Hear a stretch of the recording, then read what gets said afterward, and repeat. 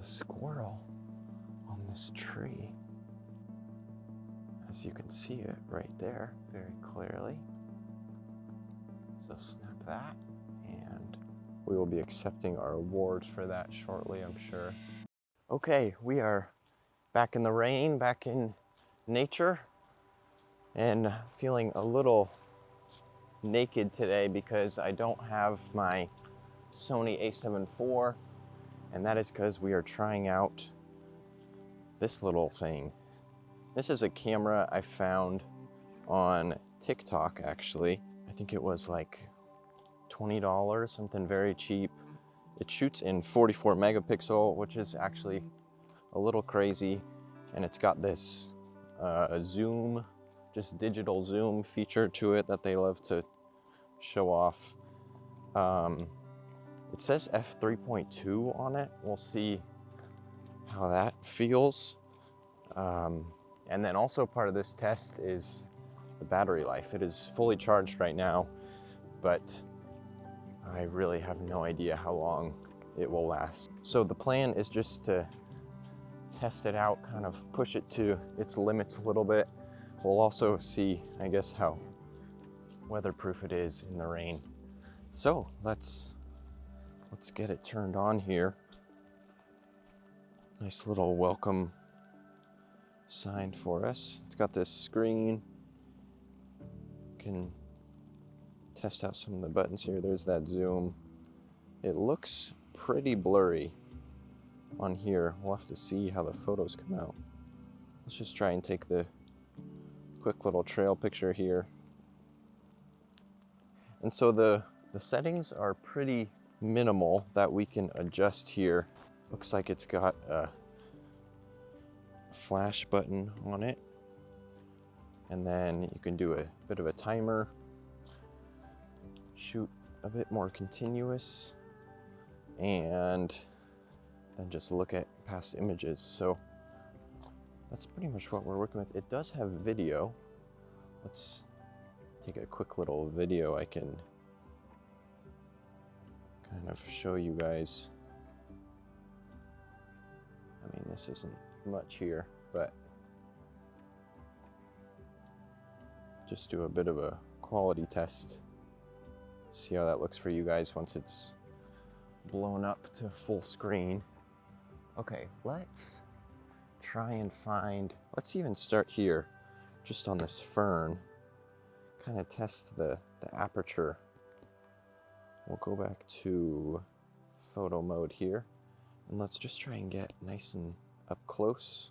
I don't think it's got, yeah, it's just kind of one focus point.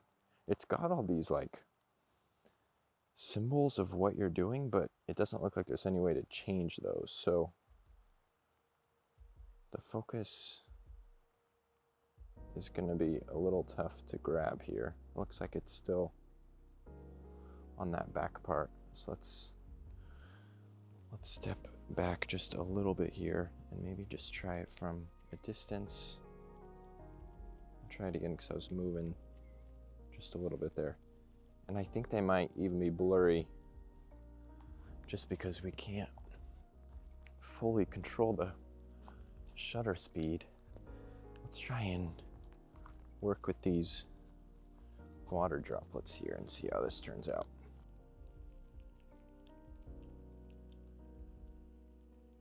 Yeah, I'm very, very curious how these are going to turn out just on the focus piece alone. Oh, and then there's some nice textured little clovers down here as well. Gotta take it from a bit of a distance. You can try and get that log involved on the left side. Let's try and test out the zoom. We have seen a first find subject.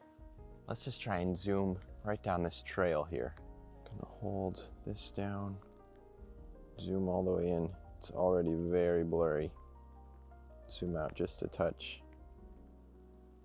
See what this ends up looking like. And all the way in would be even blurrier here. I'm just gonna shoot one just so we can get some sort of idea of what that comes out to be. It's gonna be very blurry. Nice trail shot here again. Good little opening. Make sure we're all the way zoomed out. And that should work. One thing I do love about it, and maybe just because it's a nice contrast to a big DSLR camera, but the size of it is really, really nice. I could slip it completely in my pocket if I wanted to. Let's try and get one along the moss on these little branches here. Just gonna kind of tuck myself in and try and get some foreground in here, because the focus should continue just along the trunk down at the bottom there. Try that. I don't want to wait too much to like find amazing subjects just because of the battery life, and it might quit on us at any point here. Ooh, I like this log, just really surrounded by all the leaves here. We'll zoom out and we should just be able to center that and capture it all in one image here. Oh, we've got a great little uphill here we can capture just with that light at the end of the tunnel there. This little upward slope with the leaves all on the trail there. We can test it in a bit lower light conditions here. Maybe we grab one just with this log above the trail.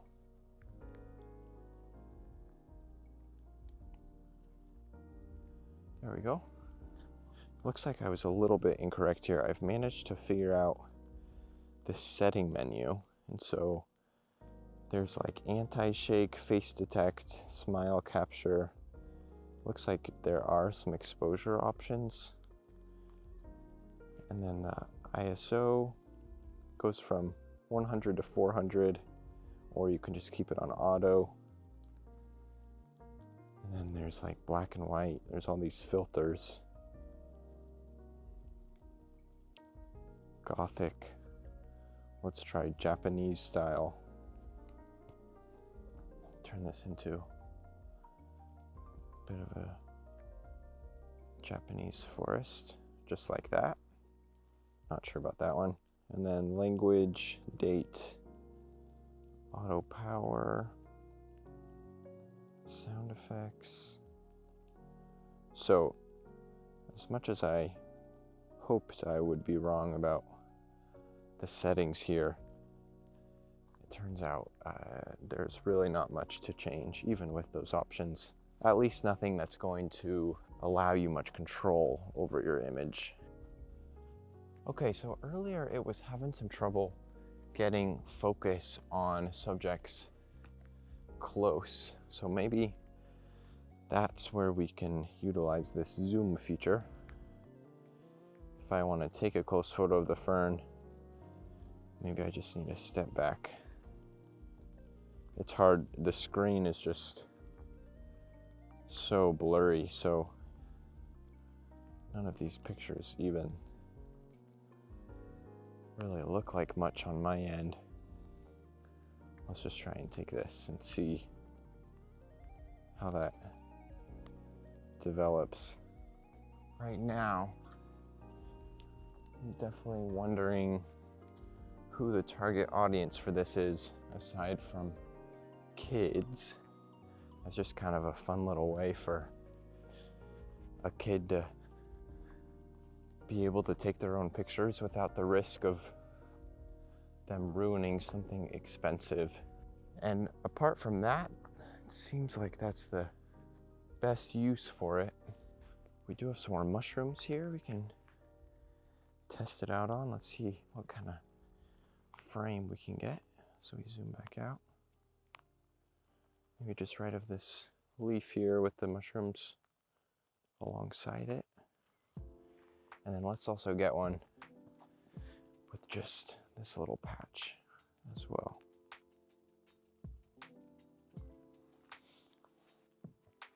There's a squirrel on this tree.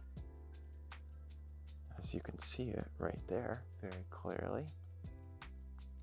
So snap that, and we will be accepting our awards for that shortly, I'm sure. Let's try taking a video, because I'm sure this will go better.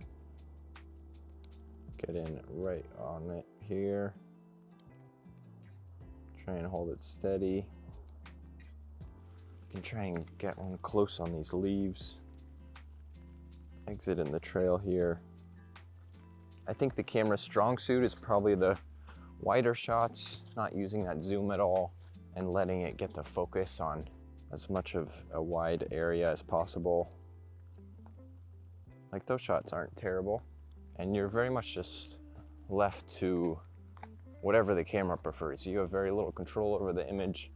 And so whatever the camera focuses on, exposes to, you've got to work around that. Let's try and get one of this puddle here. I don't love the reflection, but that's okay. That one's all right. One nice thing is it also has this port. You can mount it on tripods, anything like that. Take a nice self-portrait, and then it's got just the battery and the SD card in there. It comes with an SD card. I think it was 32 gigabytes. It looked very non-name brand, of course. And so really with cameras like this, I think the best comparison in terms of like size and accessibility would be to just a smartphone, because most people have one of those, and the camera on a smartphone is most of the time significantly better than this. So I think, yeah, that is probably my main review, is it's best for a child. You don't want your kid dropping your phone in the mud or into a lake or something. And so you get them this, they can have fun taking pictures. You can look at them later. They won't be of the highest quality, but you're not too concerned about this item getting wrecked. So, like most things that are probably on TikTok Shop, I would recommend steering away from. Just use your phone. You can get better pictures than with this, and you'll have more control over the settings on most phones. But I would pretty confidently not recommend this. Don't buy it. If you guys like these kind of camera reviews, be sure to let me know with a like or a comment down below. Thanks so much for watching, and I'll see you guys next week.